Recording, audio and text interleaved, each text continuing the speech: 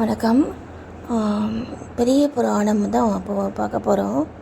இதில் வந்து பார்த்திங்கன்னா ஃபஸ்ட்டு இந்த இன்ட்ரடக்ஷன் வந்துட்டு என்ன சொல்கிறாங்கன்னா, ஆண்டவனிடம் ஆத்மீக பக்தி முதல் ஆண் பெண் காதல் வரை, துறவரம் முதல் இல்லறம் வரை, அருள் நெறி முதல் அரசியல் வரை, விவசாயம் முதல் வீர தொழில் வரை, சரிங்களா?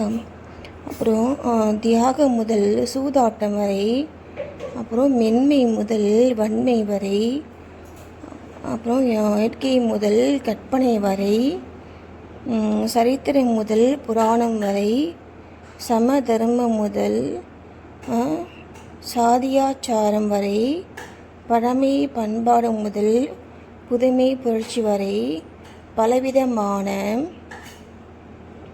பொது சிறப்புகளும் நிறைந்துள்ளன.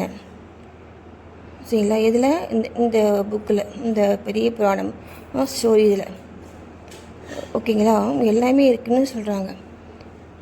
திரும்ப மட்டும் சொல்லட்டுங்களா?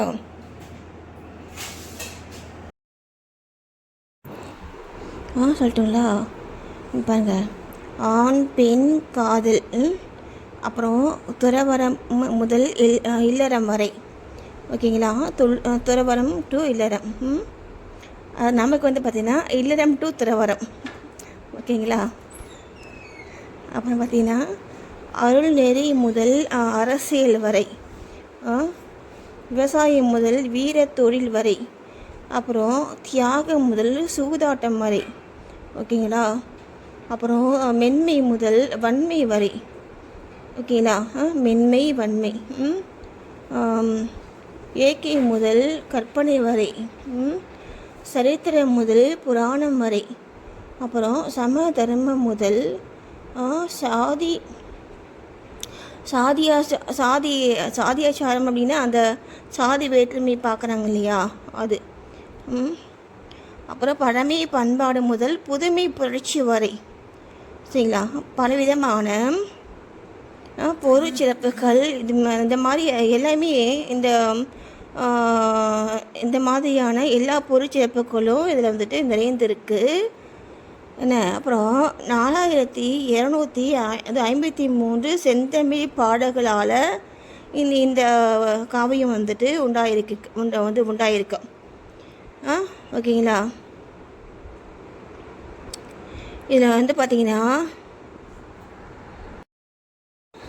சேக்கிழார் வந்துட்டு இந்த அவருடைய இந்த காவியத்தை வந்துட்டு மாக்கலை அப்படின்ட்டு சொல்கிறாரு.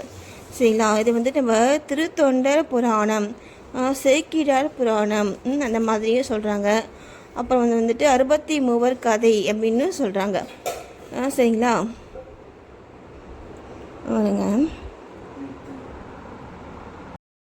இதில் பார்த்தீங்கன்னா அரசர் முதல், அப்புறம் எல்லா மதத்தை சேர்ந்தவங்களும் இன்க்ளூடு அந்த நம்ம பறையர் சொல்லுவாங்க இல்லையா, அது கீழ் ஜாதி, இந்த எஸ்டி இந்த மாதிரி சொல்லுவாங்க இல்லையா, அவங்களும் பார்த்தீங்கன்னா அந்த கடவுள் இந்த பக்தி மூலமாக கடவுள்கிட்ட பேசி இருந்திருக்காங்க. சரிங்களா? எல்லாருமே எல்லா ஜாதி மனிதர்களுமே போய் சேர்ந்துருக்காங்க. சரியா? கடவுளை வந்து அடைகிறதுக்கு ஜாதி முக்கியம் கிடையாது, நம்ம குலம் முக்கியம் கிடையாது, நம்முடைய மனது தான் முக்கியம். ஓகேங்களா?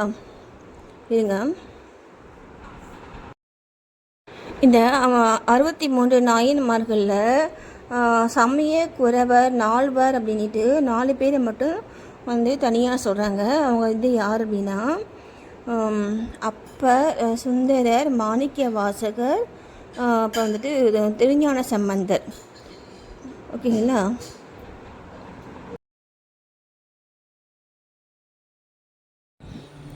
அப்புறம் வந்து பார்த்திங்கன்னா இந்த திருமலைன்னு சொல்கிறாங்க இல்லையா, திருமலை அப்படி சொல்கிறது சிவனுக்கு வந்துட்டு திருவண்ணாமலை. சரிங்களா?